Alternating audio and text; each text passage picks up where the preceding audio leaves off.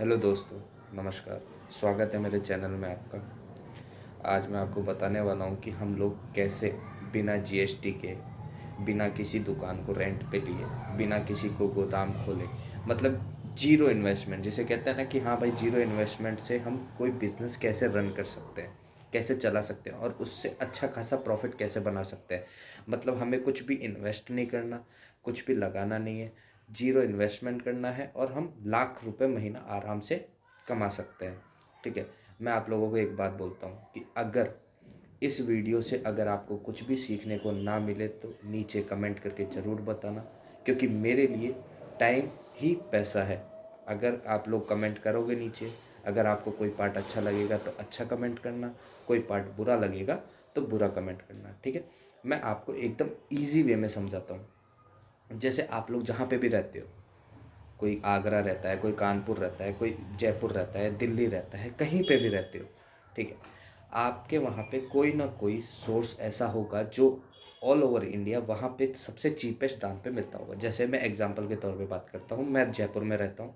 ठीक है। यहाँ पे कुर्तीज़, लेडीज़ आइटम, ये सब बहुत सस्ते दाम पे मिलते हैं। ठीक है। ये चीज़ें बहुत ही चीपेस्ट दाम पे मिलती है, बहुत चीपेस्ट दाम पे यहाँ पर प्रोवाइड होती है। ठीक है। अब देखिए, मैं आपको क्या बताना चाह रहा हूँ। जैसे कुर्ती मुझे यहाँ पे मिलती है, तो हमें सबसे पहले तो क्या करना है कि जैसे किसी भी शॉप पे जाना है या किसी भी वेयर हाउस पे जाना है। ठीक है। हमें वहाँ पे कोई पेमेंट नहीं करना। उनको बोलना है कि भैया आप अपना जो कैटलॉग है वो हमें दे दीजिए। ठीक है। मैं आपके पीस बिकवाऊँगा। ठीक है। और मैं आपके पीस बिकवाऊँगा, उसमें जो भी मेरा कमीशन होगा वो मैं कमीशन ले लूँगा। सपोज़ दैट कि जैसे 500 की एक कुर्ती है, उसको अगर मैं 600 रुपये में बेच देता हूँ तो एक कुर्ती पे मेरा 100 रुपये का प्रॉफ़िट मार्जिन आ जाएगा। अब देखिए, मैं बताता हूँ वो करना कैसे है आपको, कैसे आप उस 500 की कुर्ती को उठाओगे। मैं एग्ज़ाम्पल ले रहा हूँ, आप कुर्ती की जगह बेल्ट भी ले सकते हो, जूते भी ले सकते हो, बहुत सारी चीज़ें हैं। मार्केट में चीज़ों की कमी नहीं है, बहुत सारी चीज़ें। ठीक है। मैं एक एग्ज़ाम्पल बता रहा हूँ कुर्ती को लेके। ठीक है। अब देखिए, जैसे मैंने 500 की कुर्ती ली, लेकिन अब वो बात है ना, चलिए ठीक है, मैंने आपको बता दिया कि आपको लेना कहाँ से है। आप जो भी सामान है वो आप अपना आस-पास का जो वेयर हाउस है वहाँ से देख लीजिएगा, उनसे उनका कैटलॉग ले लीजिएगा। ठीक है। लेकिन अब कस्टमर कहाँ से आएँगे? हम बेचें किसको?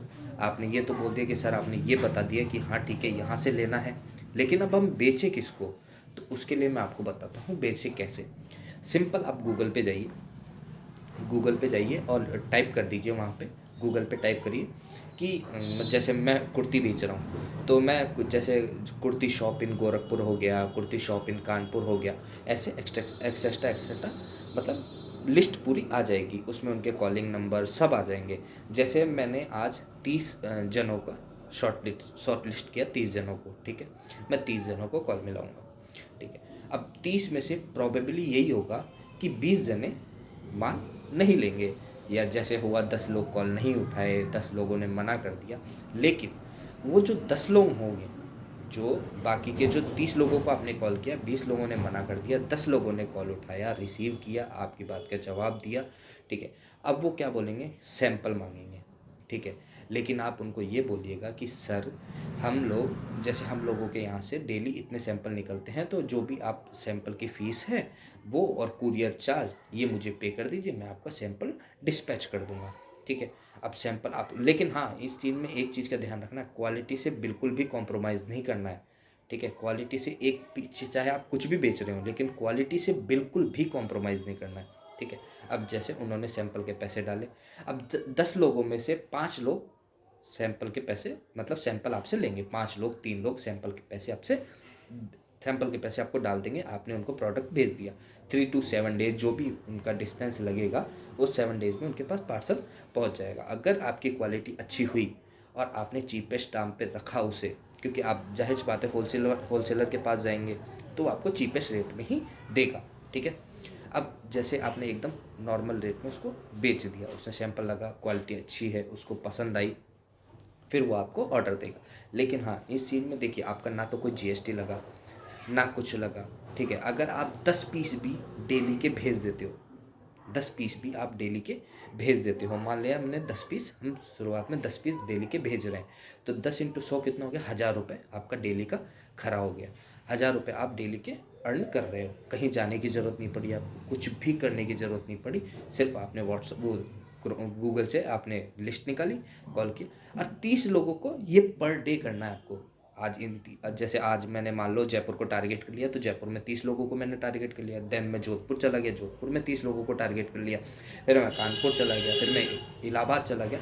ऐसे मतलब 30-30 लोगों को टारगेट करना है, ठीक है। अब उसमें क्या होगा, जैसे 5 लोगों ने आपसे सैंपल मंगाए, मान लो सपोज करो एक ही बंदा आपसे ऑर्डर मंगाता है। 5 लोगों ने सैंपल मंगाए, 4 लोगों के समझ में नहीं है, एक बंदे ने आपको ऑर्डर दिया, ठीक है। वो एक बंदे को आप ऐसी क्वालिटी भेजो, ऐसी क्वालिटी भेजो कि वो रिपीट आए। क्या?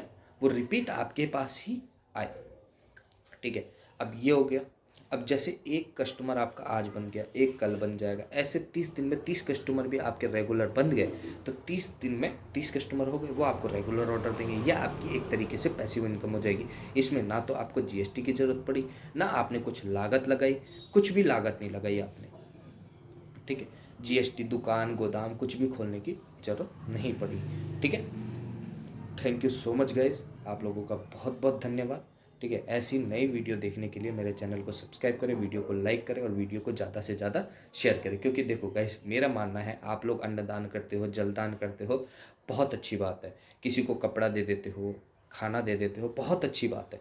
लेकिन मेरा मानना ये है कि अगर आप किसी को रोज़गार देते हो, जैसे खाना तो आपने एक बार दे दिया, कंबल एक बार दे दी, कोई भी चीज़ें एक बार दे दी, लेकिन अगर किसी को आपने रोज़गार दे दिया तो फिर वो ये सारी चीज़ें खुद ला सकता है। तो इसीलिए मेरा मकसद ये है कि भाई हम लोग खुद का ही बिज़नेस खड़ा करें। जैसे मेक इन इंडिया चल रहा है, तो हम लोग मेक इन इंडिया ही चलाएँ इसको। खुद बिज़नेसमैन बने, खुद ही आगे प्रोसेस करें, ठीक है। Thank you so much guys, एक बार फिर thank you, thank you, thank you so much.